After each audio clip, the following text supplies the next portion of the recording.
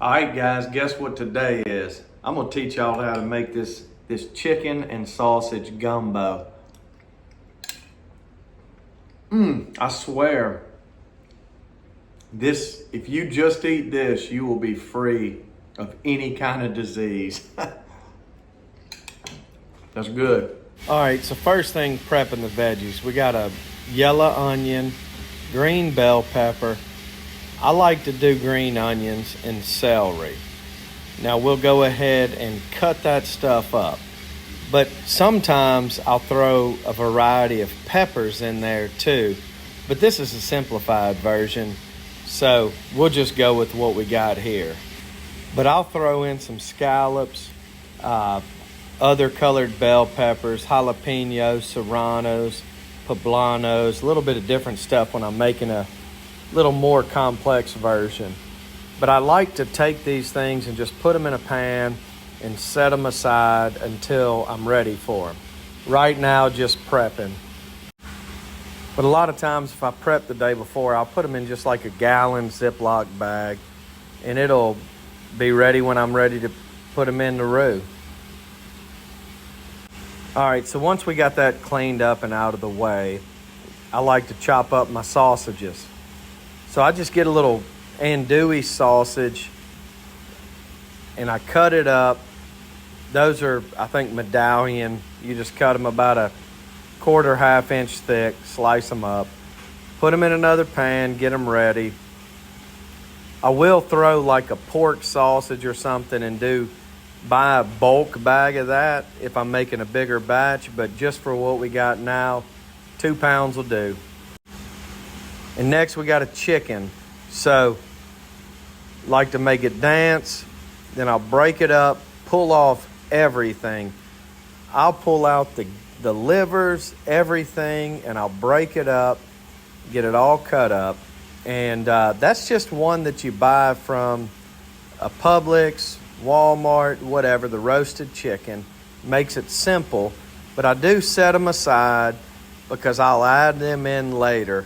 And I like to do all the prep before I start to make the roux, because once you get on the roux, it's better just to stay there to make sure you don't burn it.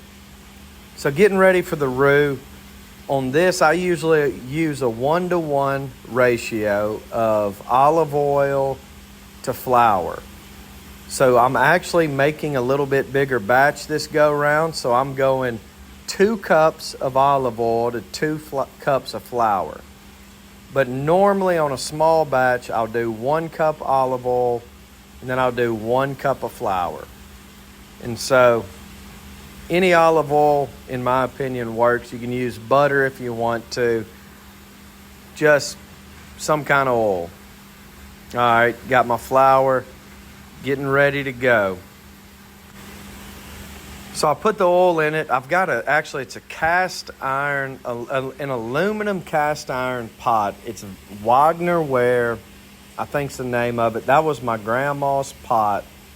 And so I'll heat it up. Then you'll mix in your flour. And you'll see, it starts off light. I've actually got a little bit of vegetables that came off the spoon that got in there. Those are the little black specks. But usually it's a little bit cleaner. And you will start to stir, and I've sped this up. This is about a 45-minute process. I put the oven on a medium to medium-high heat, and you just basically sit there and stir, because if you burn the roux, you've ruined the gumbo. And so you'll continue to stir, and after a certain amount of time, you'll see that starts changing color and it'll turn into more of a milky chocolate. And what I'm going for, though, is a dark chocolate. So you can see that's after about 15 minutes. It's gotten a little bit of color to it. And you just keep on stirring. And this is the part, my friends, that is therapeutic to me, because it's like life. Whenever we get in a process, sometimes you just have to be consistent where you are and steady and do the work until you get to the next part of the process. And that's like it is with gumbo. you just sit there and stir the roux. And so it's getting there. Next time it's going to be just a tad bit darker. You see it's getting more of a chocolatey look to it. And I love the way the roux smells while you're cooking it. But that's really cool, just the flour and oil combining. And you know, sometimes when you make your gumbo, when you start adding your chicken broth, the oil will separate. Don't be alarmed. If you just simmer it and cook it down, it'll go back and all come back together. So y'all can see it's gotten a little bit darker. It's getting close now. That's probably right at 40 minutes of stirring on a medium to medium high heat. And literally I've not left that place since I started. And so you'll keep stirring, keep it off the bottom of the pan, keep it from sticking on the bottom. And so here it is. It's getting very, very close. And I've noticed sometimes when I get this late in the roux, I'll turn the heat down just a little bit, because it seems like the hotter it gets, the longer you do it, the quicker the process. So I'll just cut the heat sometimes just a tad, just to make sure, because I don't want to go through all that work and burn the roux and ruin the pot of gumbo. So this is the point where I call it like a darker chocolate looking color, to where you'll add the vegetables. And so we'll add our bell pepper, onions, and green onions and celery to that, and we'll let it cook down in the roux. And you'll see here in a second that roux is going to get very dark, which it'll lighten up whenever we start putting the stock and everything in. But you just continue, let your vegetables cook down, let them soften up in that roux.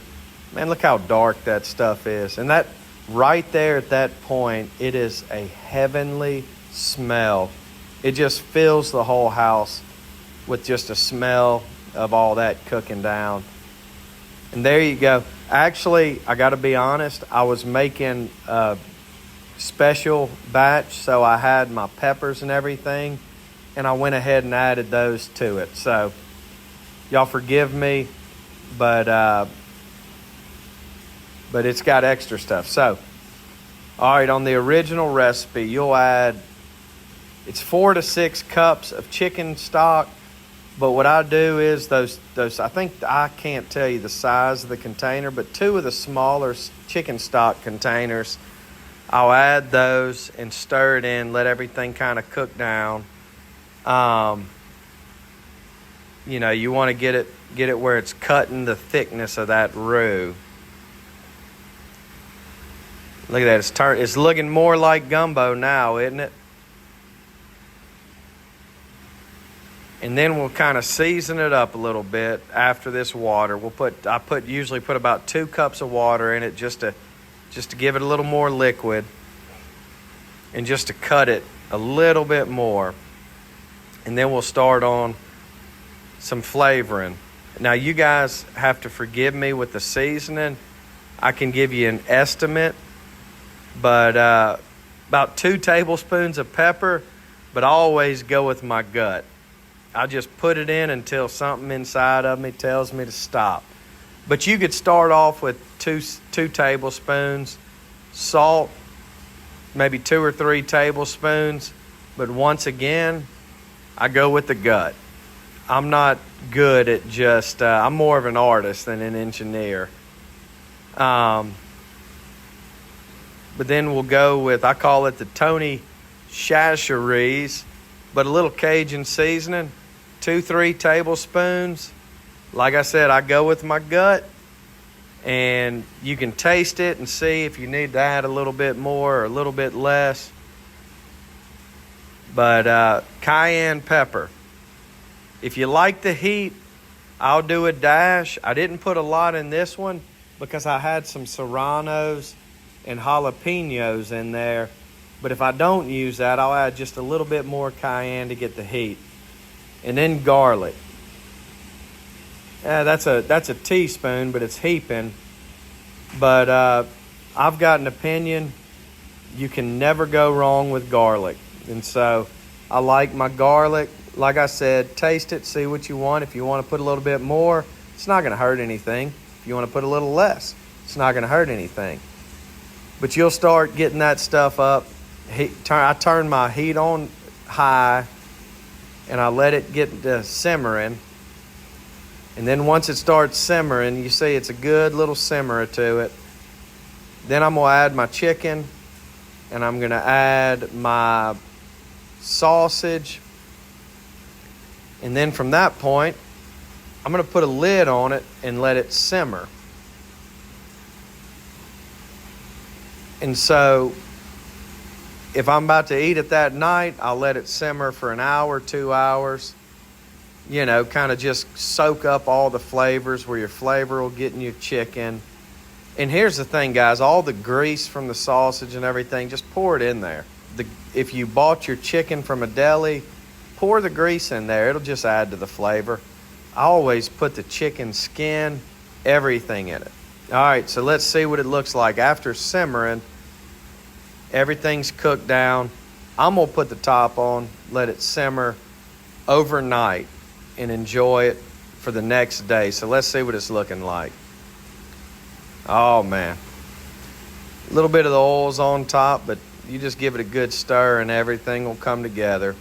Let it simmer a little bit longer. So, my friends, put it over rice. If you're a real Cajun, put it over some potato salad. I always have to have garlic bread with it. But that's what it's going to turn out, packed full of vegetables and goodness.